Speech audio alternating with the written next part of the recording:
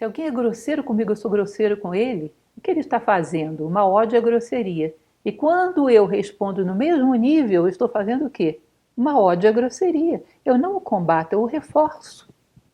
Se ao ser tratado com grosseria eu me torno mais diplomático, mais humano, com maior capacidade de usar as palavras de forma inteligente, eu realmente combati não aquela pessoa, mas a forma que a escraviza.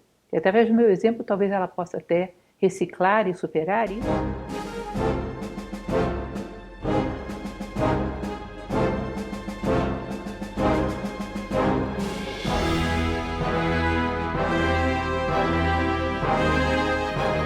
Olá, estamos aqui hoje então para o livro 5º e 6º das Meditações do Imperador Marco Aurélio.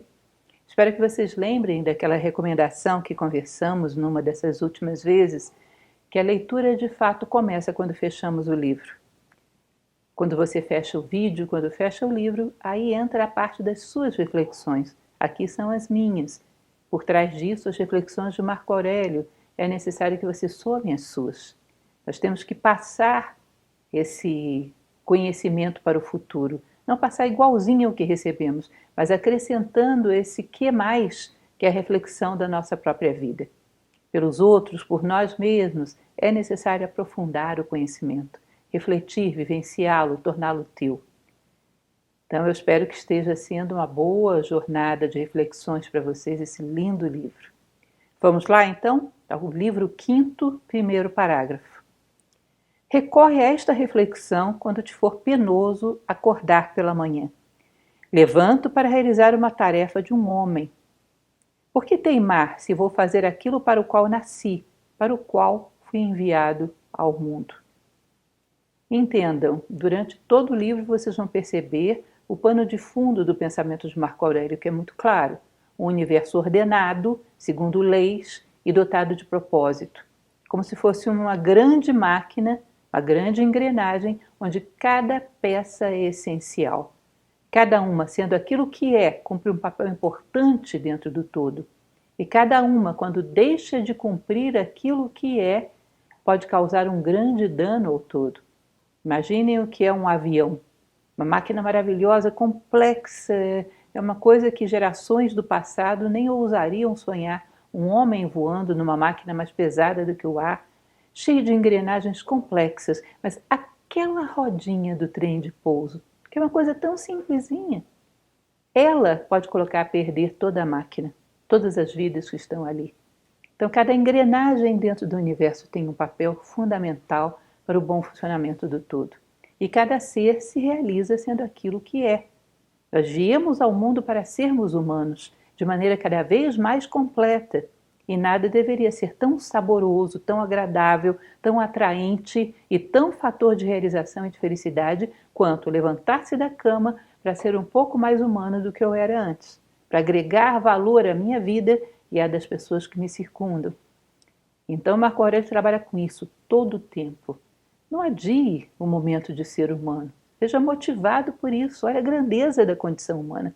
Olha o quanto ela é maravilhosa. Você está sendo convidado a participar conscientemente da espécie humana, a agregar o seu valor ao valor da humanidade como um todo, a ajudar a humanidade a dar um passo mais em direção à completude. Não adie isso, isso é fundamental.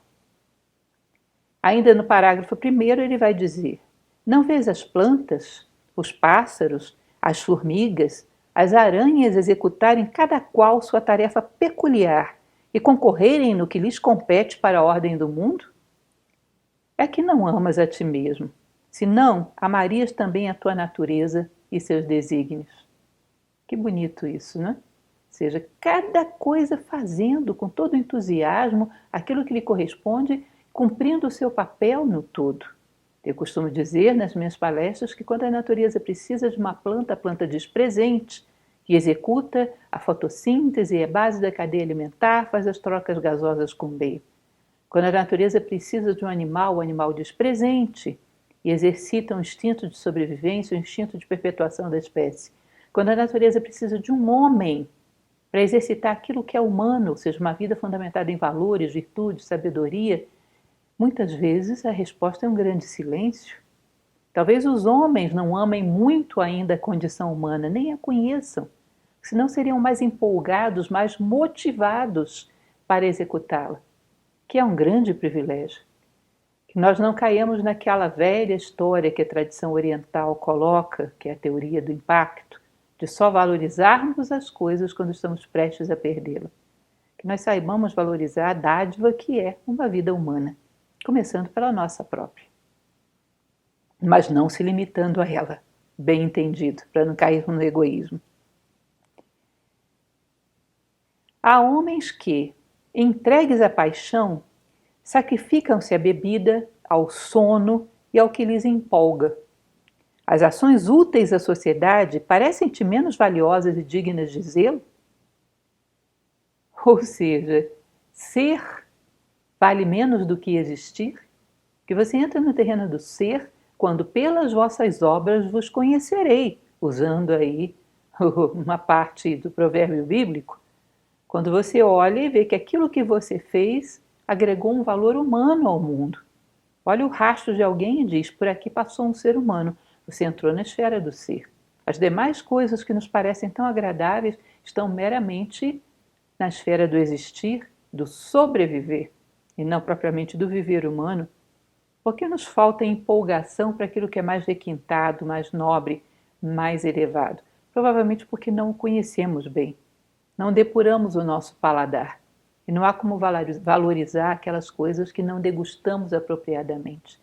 Há que parar para perceber o gosto de uma ação generosa, de uma ação empática, depurar o nosso paladar e aprender a gostar desse sabor e perceber que não existe satisfação maior do que essa. Já dizia um filósofo que gosto muito do século passado, Sirihan, que a evolução nada mais é do que a depuração do gosto. Deixar de gostar apenas daquilo que está ligado à sobrevivência e começar a gostar daquilo que caracteriza a vida humana.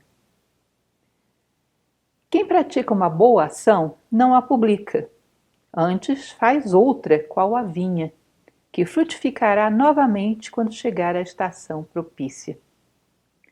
Percebam que uma boa ação, uma verdadeira boa ação, ela se basta a si mesma.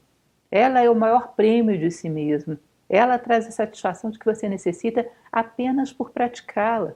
Se necessitamos de outra coisa para poder justificar, para poder valorizar o elogio dos outros, o reconhecimento dos outros, isso não é uma ação realmente buscando o bem. O bem é apenas um meio e não um fim em si. O bem, quando é um fim em si, ele traz dentro de si a sua própria gratificação. E você faz pelo que é. Você faz quando a lei da necessidade espera isso de você. Assim como a natureza sabe exatamente o momento de florescer, sabe exatamente o momento de frutificar. Nós temos que saber também quando é o momento de plantar, quando é o momento de florescer e de frutificar. Por quê? Porque as plantas são plantas e os homens são homens. E nós temos os nossos deveres. Só que a primavera humana não é algo demarcado num calendário, mas sim é um tempo da consciência humana. Mas também tem um ciclo. Chega um momento que nós temos que florescer e temos que frutificar.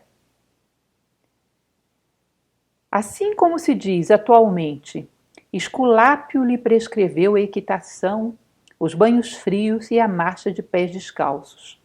Dever-se-ia dizer, a natureza do todo lhe prescreveu uma doença, uma mutilação, a perda dos pais e outras provações semelhantes. Deixa eu explicar para vocês, o Esculápio, o Asclépios, o deus da medicina, que é muito inspirado em Serafes egípcios, esse ser, ele era como o patrono dos médicos. Então, quando o Esculápio está dizendo aqui, é como se dissesse que um dos sacerdotes de Esculápio, ou seja, um médico, prescreve para a sua doença, para que você tenha uma cura física, andar a cavalo, tomar banho frio, andar de pés descalços. Para quê? Para que a sua saúde física seja preservada ou recuperada.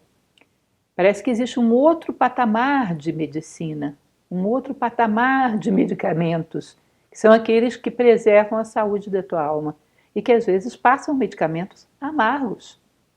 Ou seja, a vida num determinado momento, querendo que você cresça como um ser humano, querendo que você atinja uma determinada virtude que você veio aqui para conquistar, querendo que você colha o fruto que você veio para colher, ela vai te dar, às vezes, uns xaropes amargos, né? Algumas provas.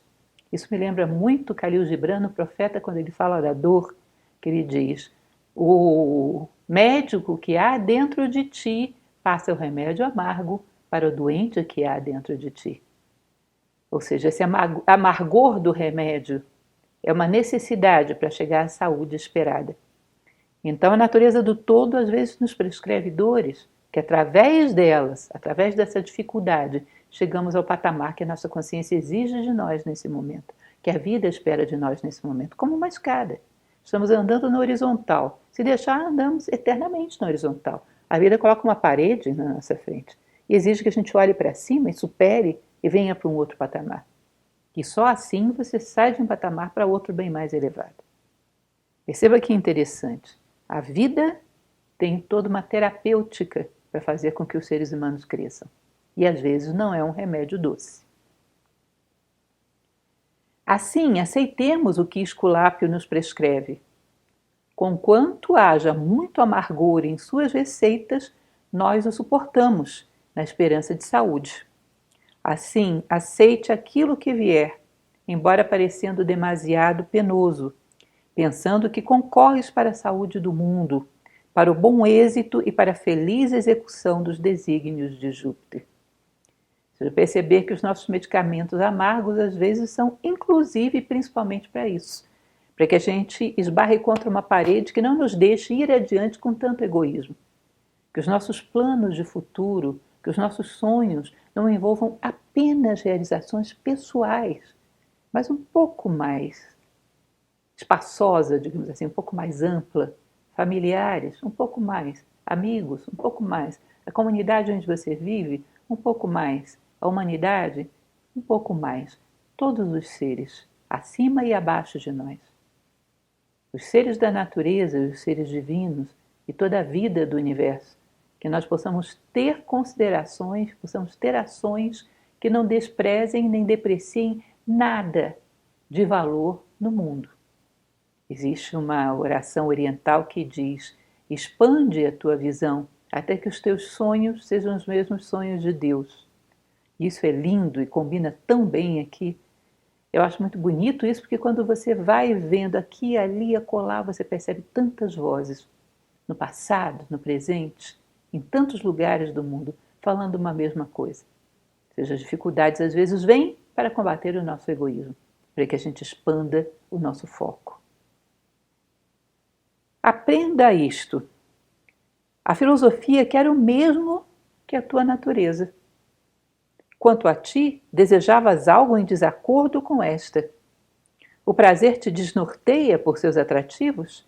Verifica se não os possuem também a grandeza da alma, a liberdade, a simplicidade, a bondade e a santidade. Vê que interessante isso? A filosofia deseja o mesmo que a tua natureza humana deseja. Natureza humana exige de você que você seja humano, na plenitude do termo, que você abra a sua caixinha de ferramentas dos teus poderes latentes, que traga à tona aquilo que de mais humano dorme dentro de você. A natureza humana pede isso, e a filosofia trabalha para ela. Às vezes, no meio do caminho, existem os teus gostos mal formados. É aquilo que a gente chama de formação de caráter. Gostar daquilo que nos faz crescer, rejeitar aquilo que nos arrasta à brutalidade. Às vezes isso não foi muito bem feito, e no meio do caminho existe uma comodidade, um gosto que se interpõe entre essa natureza humana e a sua ação, o teu ato, a tua vida. A filosofia trabalha para despertar essa voz da natureza humana dentro de você. Imagine mais ou menos o seguinte: 3 círculos concêntricos. Lá dentro você tem o ser, a tua essência, a tua natureza humana.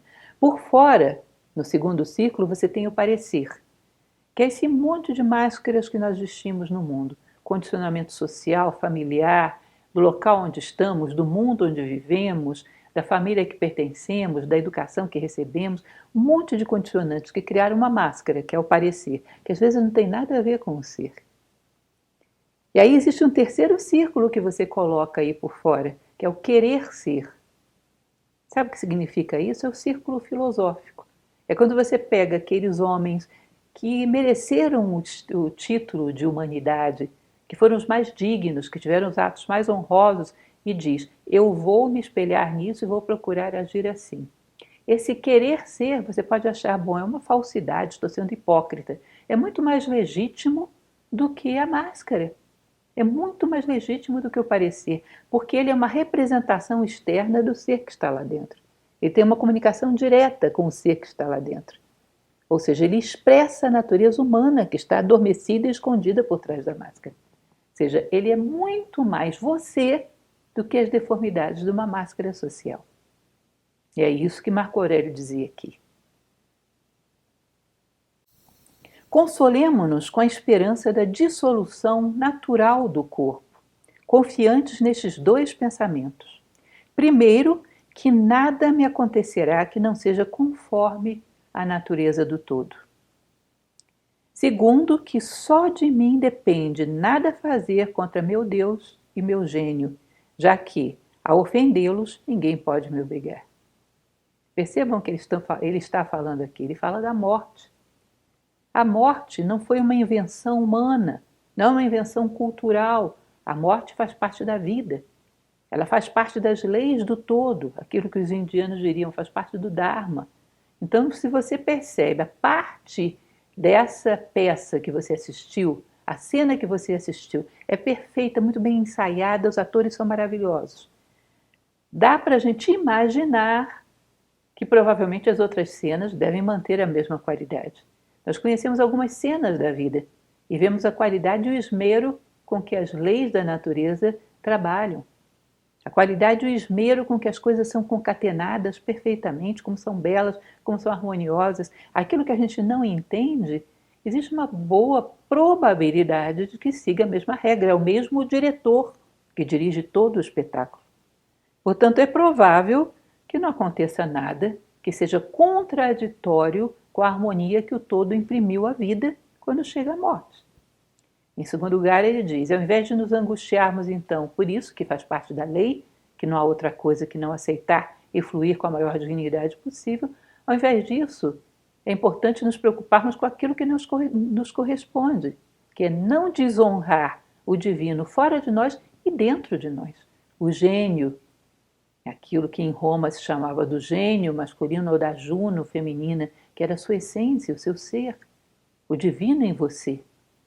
O entusiasmo, etimologicamente, vem exatamente dessa percepção do Theos, em Theos, do divino, que reside dentro do homem. Ou seja, ao percebermos essa ordem, essa harmonia, essa caminhada em direção ao bem, ao nos tornarmos fiéis e coerentes com isso, fizemos a nossa parte na peça. O resto podemos confiar. O diretor é bom e o enredo é interessante. É provável que todo ele seja mais ou menos da mesma ordem e da mesma qualidade.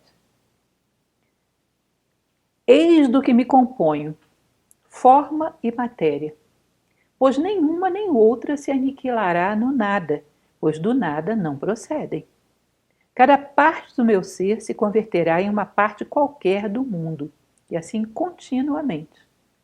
Vejam que interessante essa reflexão, gente. Do ponto de vista material, o que eu sou? Matéria e forma. Percebem que as duas coisas são diferentes? A matéria do meu corpo, a matéria orgânica do meu corpo, combinada com a forma de um corpo humano. Se eu te falo vidro, por exemplo, você vai me perguntar, o que é de vidro? Eu falo um copo. Ah, tá. A forma copo associada à substância vidro. São duas coisas diferentes. O copo poderia ser de plástico, poderia ser de mil outras coisas. A forma humana com a substância orgânica que compõe o corpo humano. Você percebe que aí você tem duas eternidades? A substância, parodiando, relembrando Lavoisier, não se perde, não se cria, se transforma.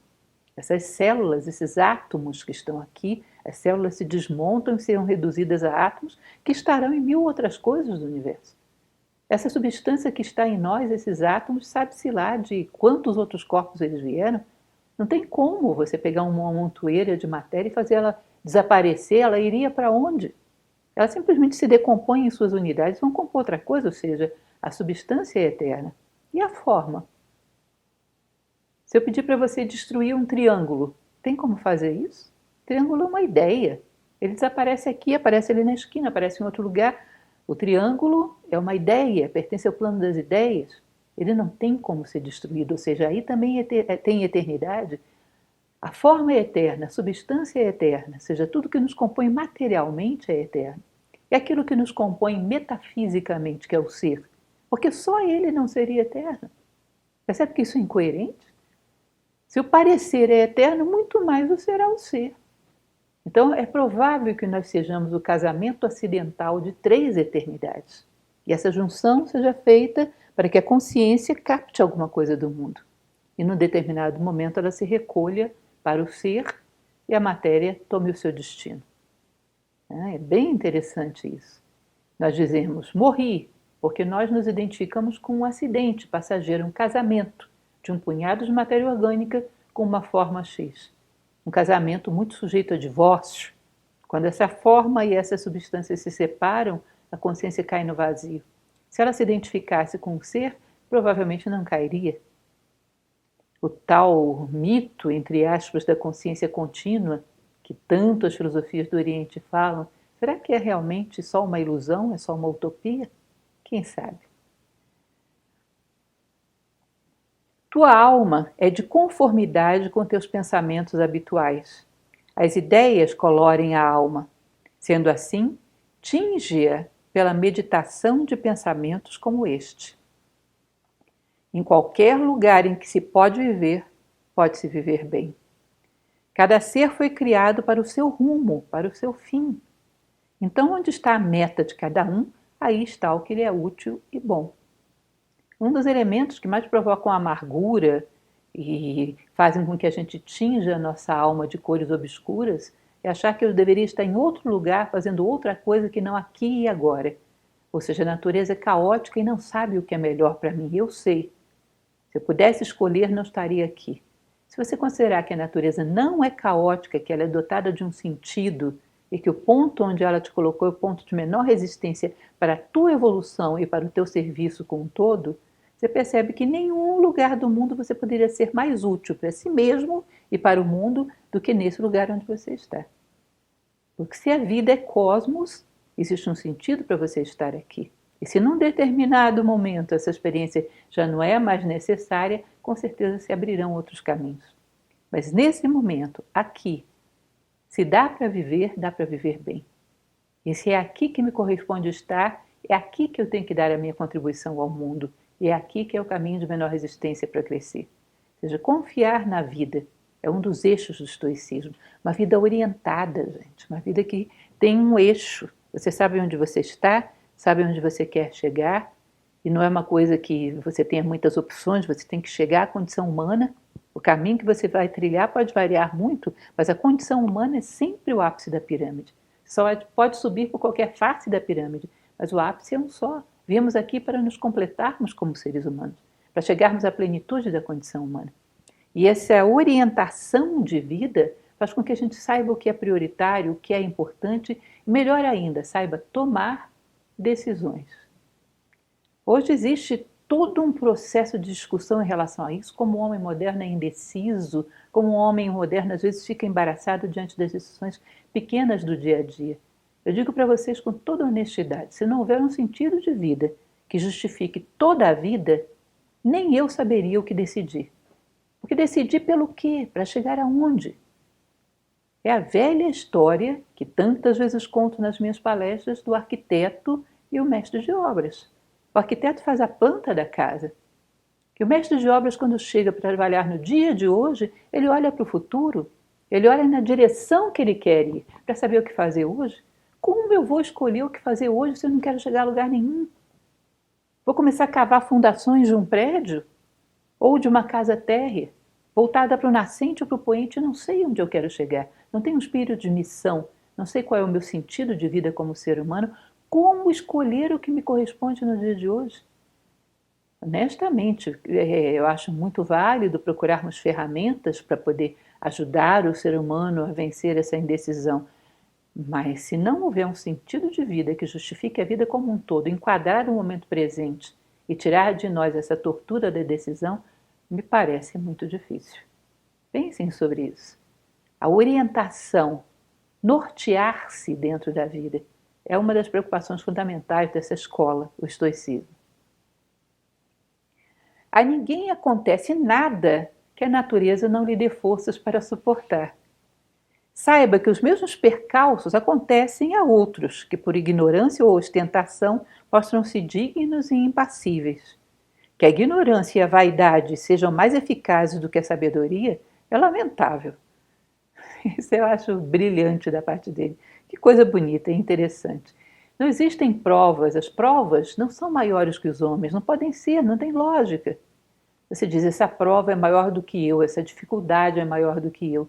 Se existisse uma dificuldade maior do que você, ela não te pegaria. É como se fosse uma bola que eu arremesso, foi alta demais para você. Se foi alta demais para você, não te pega, não te atinge.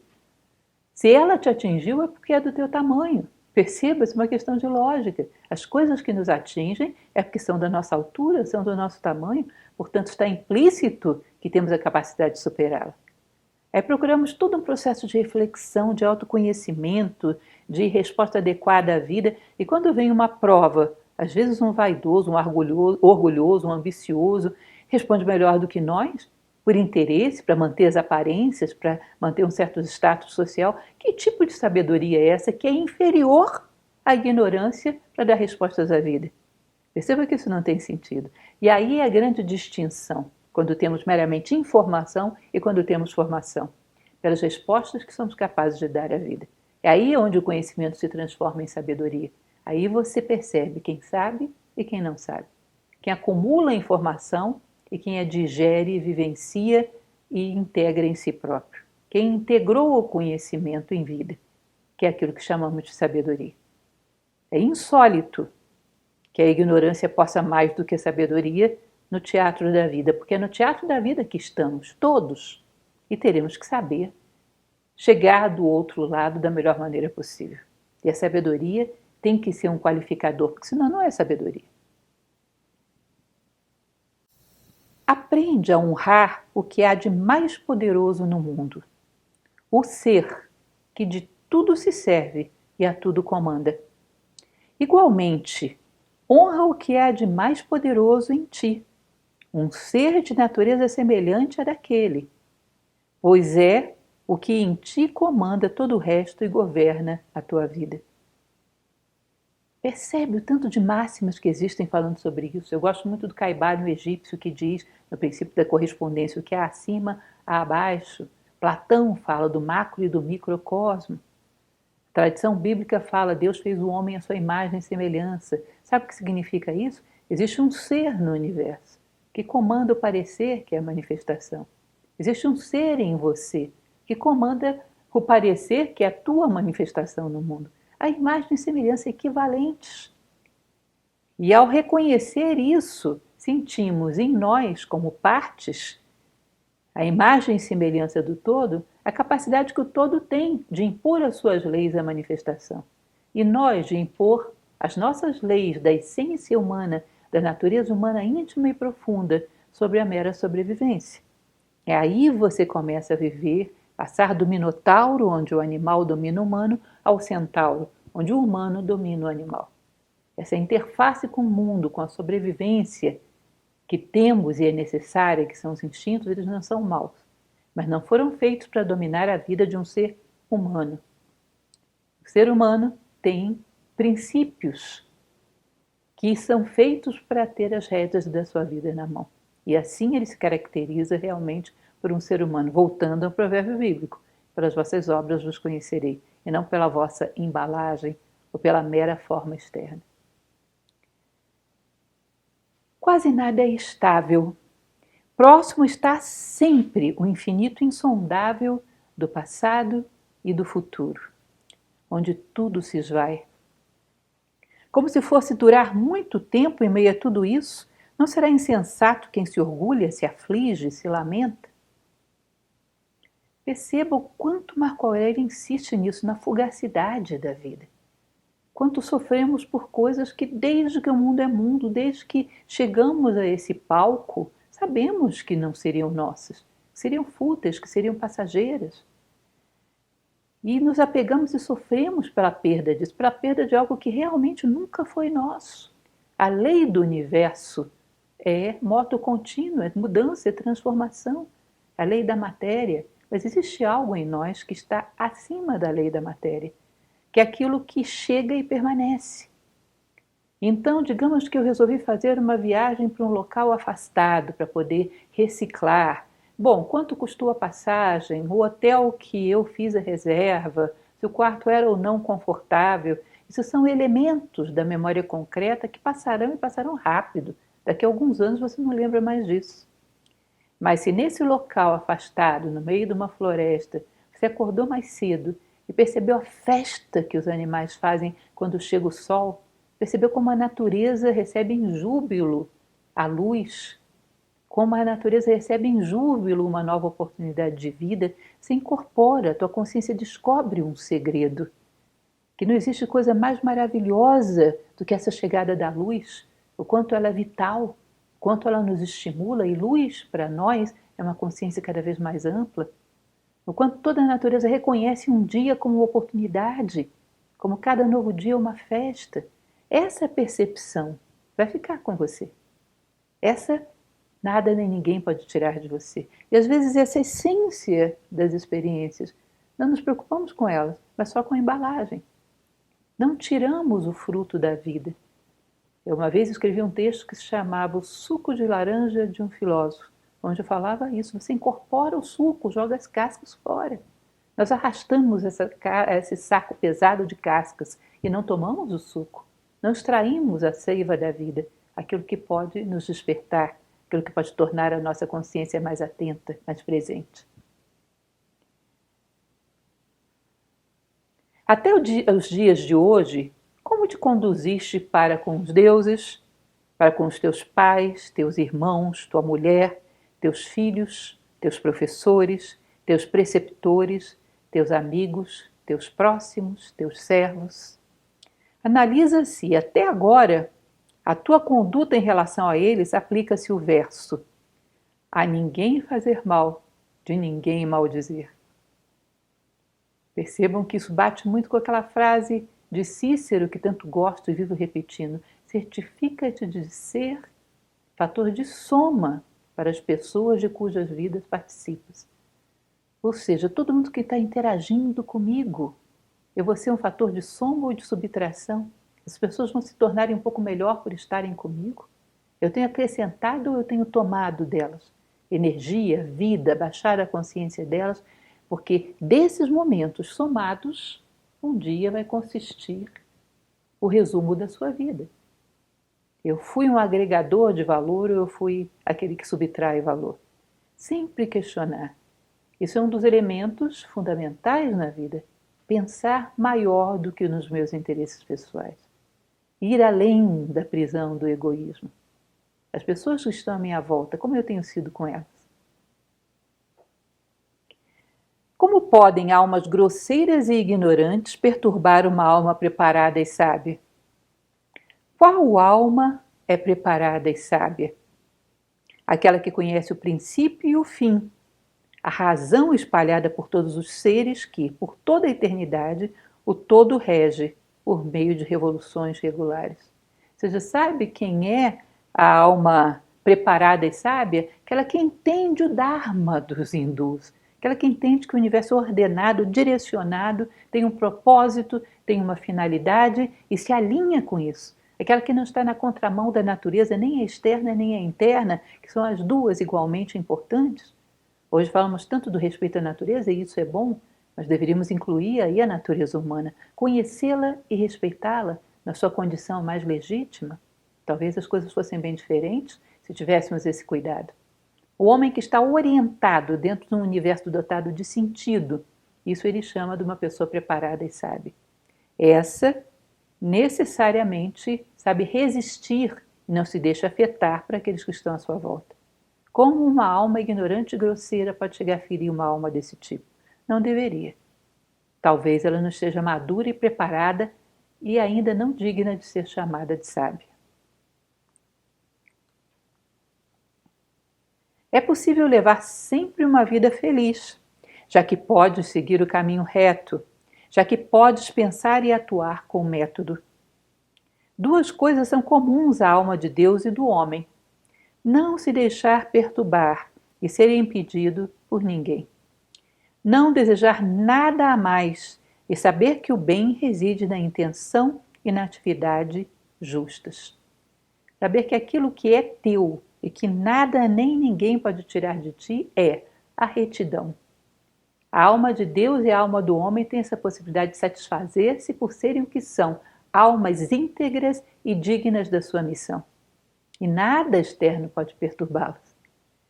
Existe uma frase muito antiga que eu me recordo de uma leitura de muitos anos de Carlos Castanheda, que dizia o seguinte: o guerreiro pode ser ferido, mas nunca ofendido. Se alguém te fira fisicamente, que afete a tua saúde, às vezes é inevitável, mas que se alguém te ofenda, isso é perfeitamente evitável.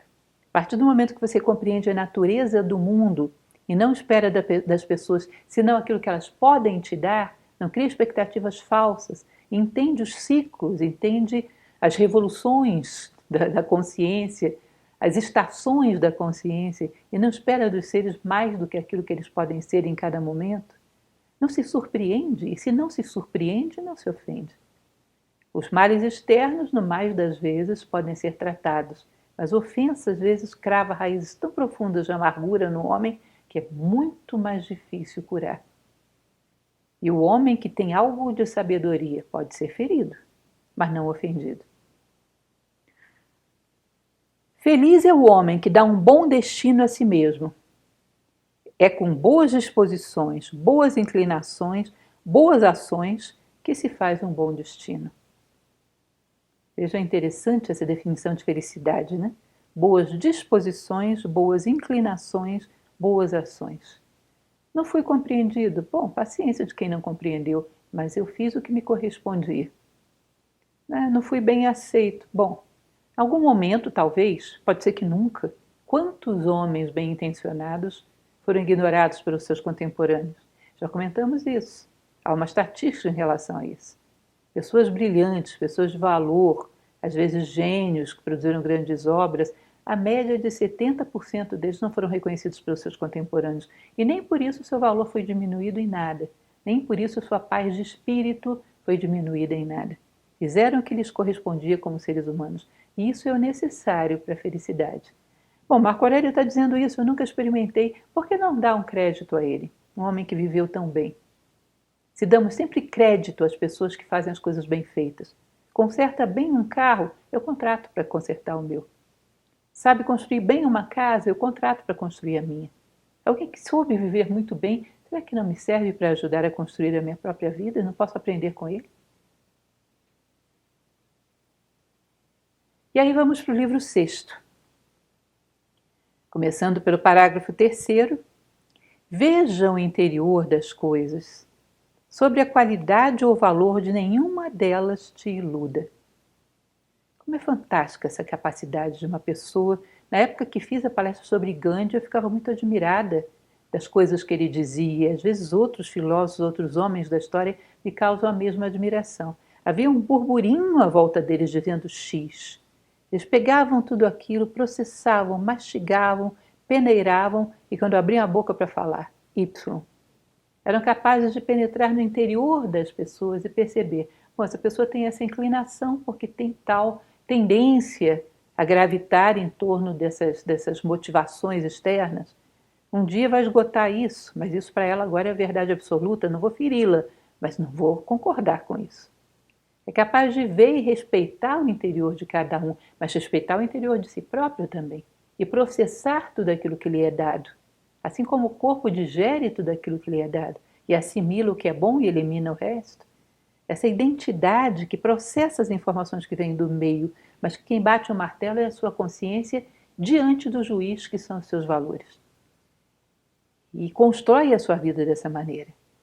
Agora, como a gente pode penetrar no interior das coisas se não penetramos primeiro no nosso? Se não existe vida interior, profundidade, uma dose de autoconhecimento, se somos superficiais em relação a nós mesmos, como ter essa capacidade de penetrar no interior do outro, no interior da informação que te dão, no interior das ideias da moda, no interior das polarizações e ideologias, quero entrar no meio de tudo isso e dizer, tem coisas boas aqui, ali, ali, em tudo tem coisas boas. Eu vou montar nisso tudo a minha visão, que não é um produto daquilo que vem de fora, é um produto do meu próprio discernimento. Vejam como isso já era presente nesse momento histórico, como Marco Aurélio trata. Eis a melhor maneira de se vingar de alguém, não se assemelhar a ele. Interessante, né? Se alguém é grosseiro comigo, eu sou grosseiro com ele, o que ele está fazendo? Uma ode à grosseria. E quando eu respondo no mesmo nível, eu estou fazendo o quê? Uma ode à grosseria. Eu não o combato, eu o reforço.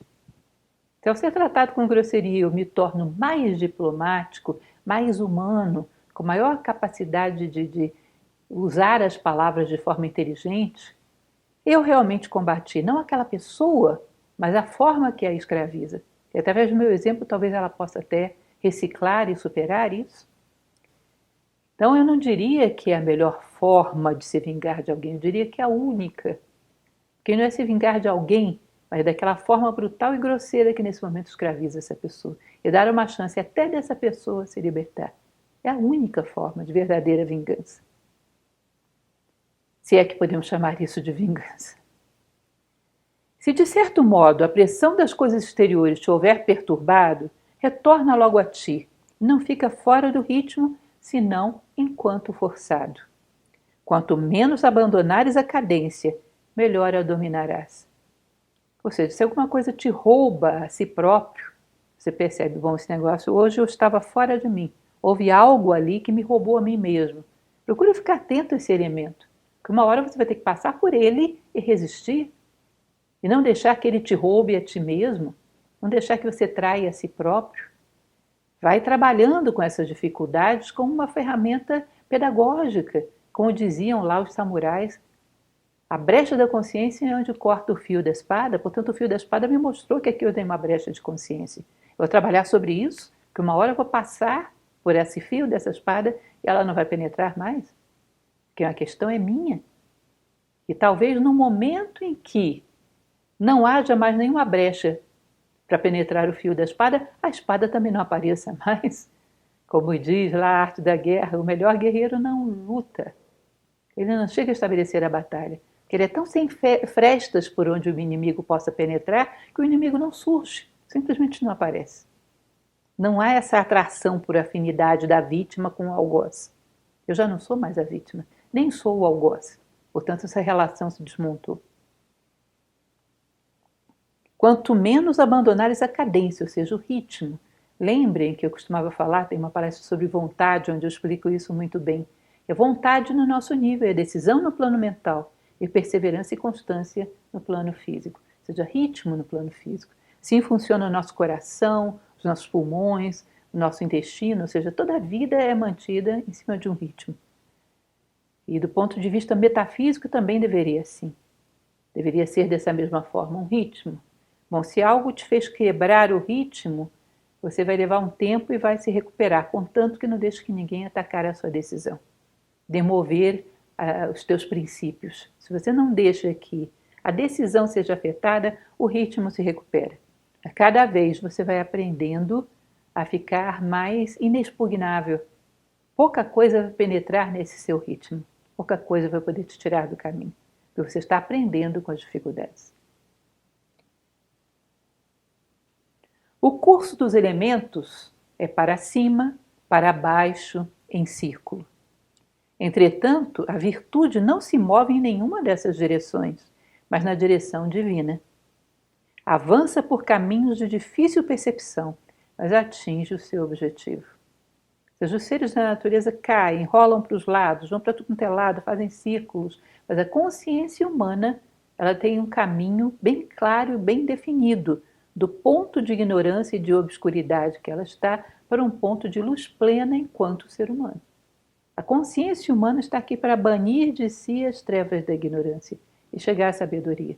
Não tem curvinhas nem voltinhas nesse caminho, ele é inexorável. E a partir dessa trajetória, você pode medir se o seu tempo está sendo real ou se é um tempo ilusório. Porque tempo real se mede por avanços em direção à sabedoria, avanços em direção à plenitude da condição humana. não houve nenhum avanço, eu estou vivendo como pedra, seja lá com qualquer elemento que for. Estou indo para trás, para frente, para um lado, para o outro, girando, mas não avancei em direção à luz, não houve tempo real para mim, não tempo humano, não saí do lugar. Se algo te é difícil, não o suponhas impossível ao homem. Mas sendo possível e natural ao homem, pensa que também para ti é acessível. Isso é tão platônico, não? Aquela ideia de ter um herói de estimação. E pensar que se existe um ser humano que foi capaz, é sinal de que essa possibilidade existe dentro da natureza humana. Por isso, esse herói que tem que estar sempre povoando a nossa imaginação. Quando queremos arrefecer, queremos desistir, olhamos para ele e percebemos, é possível, alguém já foi, alguém já está do outro lado do caminho. Portanto, se eu procurar, vou encontrar o caminho, que decididamente ele existe dentro da natureza humana. Um ser humano que foi, alimenta as esperanças da humanidade inteira. Um ser humano que tenha chegado a um grau de sabedoria, joga uma luz e lança esperança sobre o caminho de toda a humanidade. Um foi, isso é possível. Como diz a tradição oriental, ao final daquele clássico Bhagavad Gita, a luta interior do homem de Arjuna, que representa o homem lutando contra os seus defeitos. Se algum dia hesitares, olha no horizonte e verás lá Arjuna, o príncipe, montado sobre uma montanha de cadáveres. A montanha de cadáveres dos seus próprios defeitos, das suas próprias debilidades, da sua própria ignorância. Um homem venceu. Lembra? Olha lá no horizonte, ele está lá. Portanto, não desista. Essa possibilidade existe dentro de você. Caso alguém me convence, prove que penso ou procedo erradamente, tratarei de corrigir-me, já que busco a verdade, que nunca fez mal a ninguém. Mas quem persiste no erro e na ignorância faz mal a si mesmo. Isso é tão bonito. Bom, eu tenho alguma verdade? Nenhuma. Eu busco a verdade e tenho nesse momento as melhores aproximações que consegui dela. Alguém vem e me oferece uma possibilidade de encontrar algo melhor, eu ouço. Alguém me oferece um caminho justo e honesto que avança na mesma direção, que avançou um pouquinho mais que eu. Se eu não ouço, eu já não sou uma buscadora da verdade, sou uma sectária, sou uma dogmática. Não quero ver para não ter que mudar de opinião. Porque no meu caso existe muito menos filosofia do que paixão. Paixão por um caminho que, ainda que errado, eu elegi como meu. E não ouso pensar em outras possibilidades. Cuidado, que esse tipo de paixão gera dogmatismos em todas as áreas da atividade humana.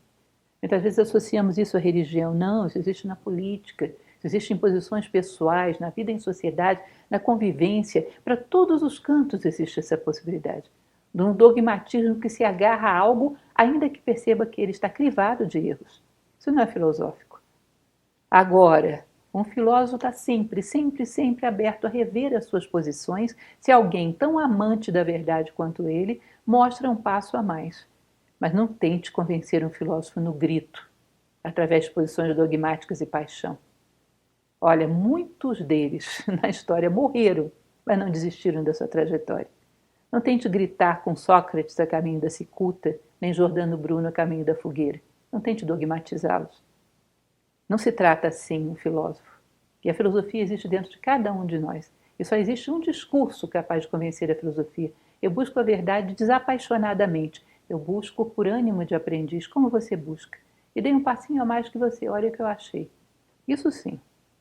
Pode ser quem for, pode ser do outro lado do tempo, do outro lado do mundo. Isso é digno de ser ouvido. Porque se isso é legítimo e verdadeiro e eu ignoro, eu perdi a minha condição filosófica. Mas através da reflexão e da busca sincera da verdade, não com paixões. Não trabalhe dessa forma com o filósofo, é uma grande perda de tempo e a história está aí para provar isso. Da mesma vida em que não se cansa teu corpo, é vergonhoso que tua alma se fatigue. Por muito que às vezes nos sintamos abatidos pela tristeza, pelo desânimo, se alguém te confronta, você quer morrer? Não, o corpo quer viver, o corpo quer continuar vivendo. Se o corpo não desiste, que desonroso que a alma humana desista. E falo alma ainda no sentido teológico, mas no sentido de ânima, daquilo que nos anima, aquilo que nos motiva, o ponto mais elevado da nossa consciência, o mais luminoso. Por que se abateria? Se ele está se abatendo é porque provavelmente você não lançou luz o suficiente sobre ele, não está se preocupando com isso, não está alimentando suficientemente essa tua consciência humana. E, portanto, ela, mal alimentada, deixa-se abater. Não tem nenhuma lógica que a consciência humana seja mais frágil do que o corpo, mais frágil diante da adversidade do que o corpo, a menos que ela esteja mal alimentada, daquilo que a alimenta, daquilo que é próprio dela. Valores, um sentido de vida humano. Esse 30, gente, que é o próximo parágrafo, é uma receita de felicidade humana. Eu acho ele muito perfeito, esse capítulo, eu acho muito lindo. Isso já andou, vocês sabem daquela minha mania de escrever frases em cartolina em porta de armário, isso aqui andou na porta do meu armário por um bom tempo. E foi um excelente companheiro todas as manhãs. Olha que lindo parágrafo. Conserva-te simples, bom, puro, digno, inimigo da opulência, amigo da justiça, piedoso, benevolente, terno, firme no cumprimento de teus deveres. Luta para ser como te quis fazer a filosofia. Adora os deuses e protege os homens. A vida é curta. Da existência terrena, os únicos frutos são a disposição virtuosa e os atos úteis à sociedade. Ou seja, quanto trabalhei em mim mesmo, quanto requintei, quanto esculpi, lapidei essa pedra da natureza humana, e enquanto isso iluminou as pessoas à minha volta. Todas as virtudes necessárias. Luta para ser como te quis fazer a filosofia. Percebe que coisa maravilhosa, uma receita de vida. Ou seja, não se abala por nada que não te roube isso. Bom, eu hesitei em direção àquela atitude humana que esse momento exigia de mim. Bom, isso é para parar e refletir. Fora o que vem das circunstâncias, bom, as circunstâncias vão ser sempre assim mesmo. Às vezes longos ciclos de adversidade, às vezes outros de bonança, de sorte, de azar, vem muita coisa à nossa volta, chove, faz sol. Mas a resposta que eu dei à vida, se ela não foi humana, bom, isso eu vou me reclinar sobre ele e vou procurar resolver. A minha preocupação é essa, o meu foco é esse. E enquanto estou aí, fiel a isso, eu estou resguardado de céus e terra. Eu honro minha vida e, portanto, não tem por que não ser feliz. Ser fiel a si mesmo. Lembram disso? Ser fiel a si mesmo. Da mesma maneira que a noite sucede o dia, não seja falso com os demais. Alguém lembra dessa passagem? Isso é Shakespeare, Hamlet, conselho de Polônio a Laerte, seu filho. Ser fiel a si mesmo. Da mesma maneira que a noite segue o dia, não seja falso com os demais. Seja um simples conselho de fidelidade à verdade, em busca de um sentido de vida humano. E basta, e serás feliz com isso. Muito, muito bonito. Não é estranho que o arquiteto e o médico respeitem mais as normas de sua arte em especial do que o homem respeita as regras que tem em comum com os deuses? Não é estranho isso? Então você não pode construir uma casa que o pé direito não seja de tal jeito, que não tenha tal coisa na estrutura, sei lá, não entendo nada de arquitetura. Porque você sabe, a casa cai, isso tem que ser respeitado, são leis inexoráveis. E quando se passa para um âmbito muito maior, que é a vida, nós não percebemos essas leis e não somos leais a elas. Como podemos ser mais responsáveis quanto a um pequeno ofício do que somos em relação às grandes leis da vida, sabendo que a casa cai também e vive caindo na nossa cabeça. E reconstruímos outra da mesma maneira, com os mesmos erros de planejamento, os mesmos erros de cálculo. Ou seja, é incoerente que sejamos fiéis a leis num ponto e em outro não. Ou não percebemos essas leis, ou achamos que o universo não tem leis, ou achamos que a vida é um jogo de dados. Isso é ignorância. A partir do momento que lançamos luz, conquistamos um pouquinho de sabedoria, percebemos que vivemos num universo ordenado e que há leis, e que para triunfar nessas leis é preciso entendê-las e alinhar-se com elas. Para chegar do outro lado vitorioso, é preciso aprender as regras do jogo. Percebam essa falta de coerência que vive na nossa vida. muito bem apontada por Marco Aurélio. Ajusta-te às coisas que a sorte te traz. Ama, mas com amor verdadeiro, os homens com que tens que viver. É interessante, né? Ama com amor verdadeiro aqueles que te corresponde viver. É muito engraçado isso. Ah, eu amo demais. Quem? Os japoneses. Tá bom, os japoneses estão aqui, ótimo, mas os japoneses que estão lá no Japão, o meu amor tem pouca abrangência para chegar lá. Eu amo os japoneses, mas não amo meu vizinho de porta.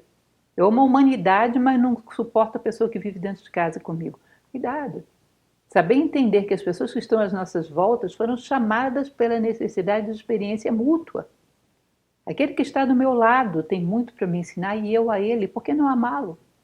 Se não fomos nós que escolhemos essa trajetória, fomos colocados uns nas vidas dos outros para cooperarmos com o crescimento uns dos outros. É claro que um dia o nosso universo se expandirá a ponto de que a nossa existência talvez venha repercutir no planeta inteiro. Mas se não chegar a isso, nesse círculo em que ela repercute, ame as pessoas que te cabe encontrar e contracenar nesse palco da tua vida, seja ele do tamanho que for. Houve homens cuja vida repercutiu no planeta inteiro. Talvez não sejamos desse tamanho, mas dentro do palco que me derem, eu vou ser um bom ator. Eu vou somar ao enredo da peça. Eu vou beneficiar todos aqueles que estão nesse palco. Se julgarmos bem ou mal as coisas que apenas de nós dependem, não teremos motivos para acusar a Deus nem para hostilizar os homens por isso. Se você parar para perceber, a maior parte das hostilidades, a maior parte das queixas, das lamúrias, nós temos uma parcela de responsabilidade muito significativa em tudo aquilo que cobramos dos outros. E ao tomar posse disso, não pense que você vai ficar amargurado pelos erros que cometeu. Não, você vai ter um ponto que te permite apoiar-se para impulsionar para um futuro mais perfeito. Quando nós terceirizamos todas as responsabilidades da vida, podemos ficar momentaneamente confortáveis, mas não crescemos. Porque se é o outro que errou, é ele que tem que crescer e não eu. E nunca é assim. Normalmente toda a vida é uma mistura de um e do outro, como dizia Platão. Em todas as coisas que acusamos os demais, se formos analisar bastante criteriosamente, sem tendências passionais, vamos ver que uma grande parcela de erro é nossa. Em cima dessa constatação podemos crescer. Isso é a ideia da responsabilidade estoica. Até os que dormem, diz, se não me engano, Heráclito, trabalham e concorrem para o que sucede no mundo. Um contribui de um modo, aquele de outro, e a sua revelia. Inclusive aquele que tudo critica, que tenta remar contra a maré e destruir o que existe, contribui, considerando que o mundo necessitava de um homem com essas características. Resta-te saber em que posição te colocas, pois que aquele que rege o todo, de qualquer modo, se servirá de ti, como lhe convém, e te dará lugar entre os seus cooperadores e colaboradores. Você percebe? Uma pessoa necessita crescer. Um dos elementos que ela precisa desenvolver é a paciência. Esse é o momento, ela precisa se tornar mais paciente. É muito provável que entre um chato na vida dela. Mas um chato tremendamente chato. Se de uma certa maneira esse chato contribui também para o esquema da natureza, porque ajuda aquele ser humano a crescer. Querendo ou não, de maneira consciente e luminosa ou de maneira inconsciente e obscura, no final das contas todas as coisas se juntam e proporcionam o crescimento umas das outras. Agora, é bom você escolher conscientemente que papel você quer ocupar dentro desse drama. Você quer ser a pedra? Ou você quer ser aquele que caminha? Você quer ser a brisa que refresca o rosto do que caminha? Ou aquela chuva violenta que se interpõe no seu caminho, ou aquela geada? Qual é o papel que você quer desempenhar dentro do drama humano? Quer ser fator de soma ou de subtração? Que em ambos os casos você vai acabar sendo útil. Mas olha, num determinado momento as pirâmides terão que ser destruídas.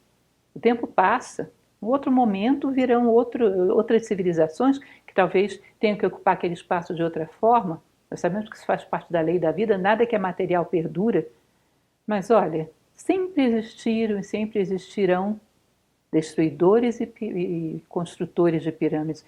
Qual grupo você quer pertencer? Um dia virão vândalos que colocarão aquilo tudo por terra, já tentaram ao longo dos últimos séculos. Um dia virão aqueles que conseguirão.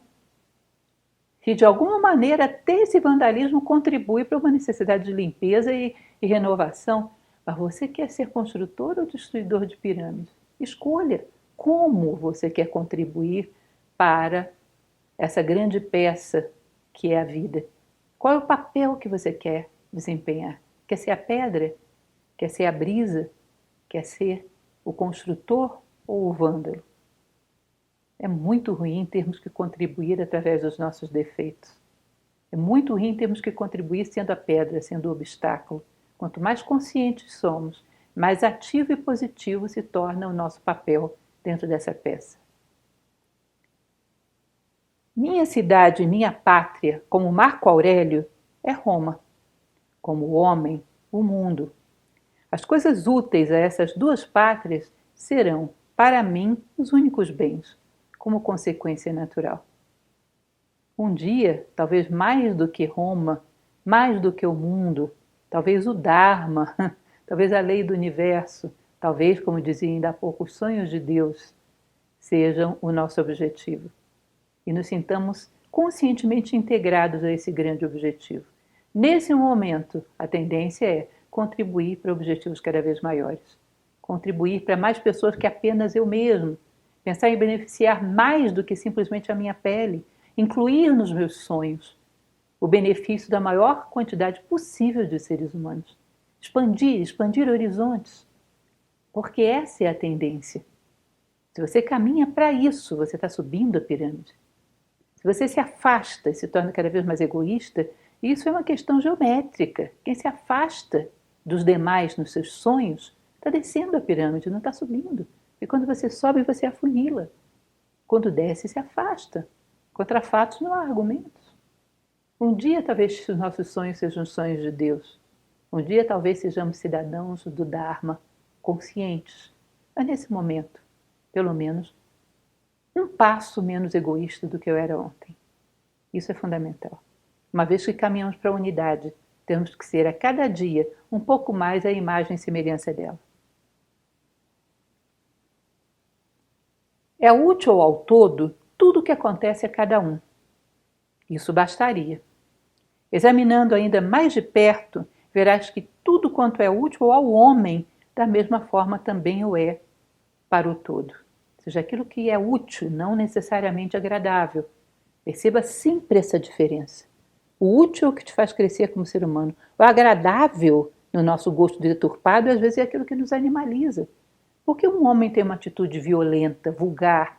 Porque isso lhe parece agradável? Isso é um gosto deformado, é um caráter deformado. Portanto, o útil e o agradável, quando não somos muito bem educados, quando estamos mergulhados na ignorância, são muito diferentes. Aquilo que é verdadeiramente útil ao homem é aquilo que o torna mais humano. E isso necessariamente não trabalha só para ele, trabalha para o todo. Por quê? Porque há harmonia, porque há fluxo, porque tudo caminha para a unidade. Ao procurar alegria, considera os méritos daqueles que contigo vivem. Admira o trabalho de um, a modéstia de outro, a generosidade de um terceiro, as diversas qualidades dos demais.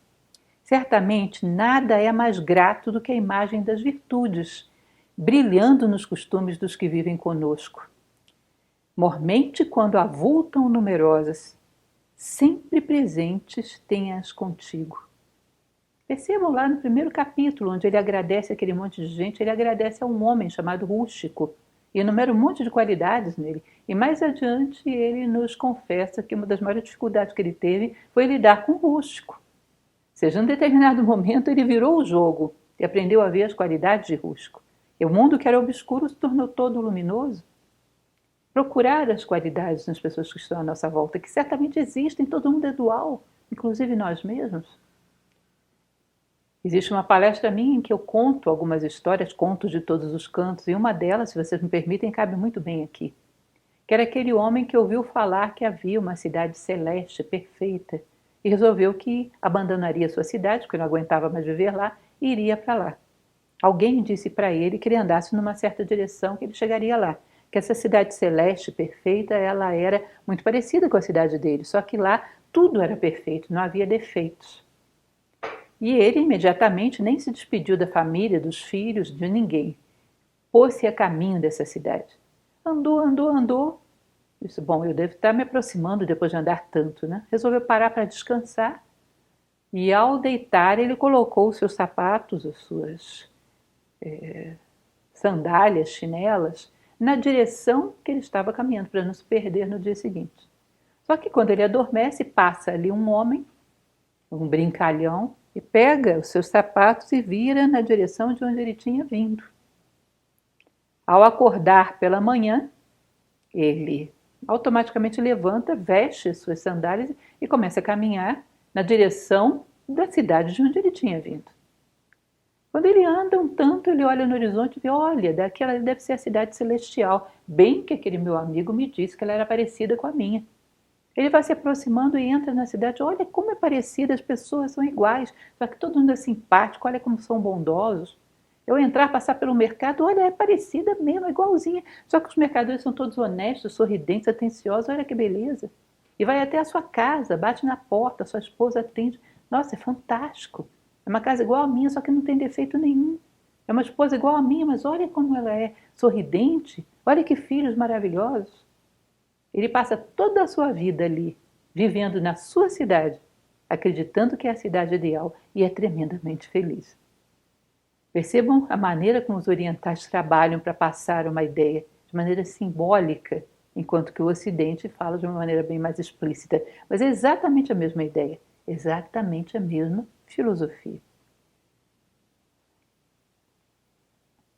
Coloca tua felicidade nas ações de outrem, aquele que ama a glória.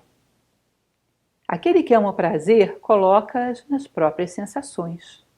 Aquele que ama a inteligência, coloca sua felicidade nas próprias ações. Percebe que interessante? Aquele homem que necessita de glória, de reconhecimentos, a felicidade dele está na mão daqueles que o reconhecem. Se amanhã ou depois não reconhecem mais, imagina você todo dia estar tendo que ver a pesquisa do Ibope para ver quantos gostam de você, para decidir se você será feliz hoje. Evidentemente isso é instável. As marés da natureza humana aí vão ser muito variáveis. E a sua felicidade muito incerta. Um dia será absolutamente esquecido, e aí, para onde vai a sua felicidade? Aquele que coloca meramente nas sensações, também essas sensações vão se arrefecendo à medida que a vida avança. Numa certa idade já o sabor não é o mesmo, a visão não é a mesma, a audição não é tão nítida, ele também a perderá. Agora, aquele que a coloca nas suas próprias ações, quem pode roubar dele essa felicidade? Se eu fui coerente com a minha natureza humana hoje, eu durmo o sono dos justos, e a minha felicidade está garantida.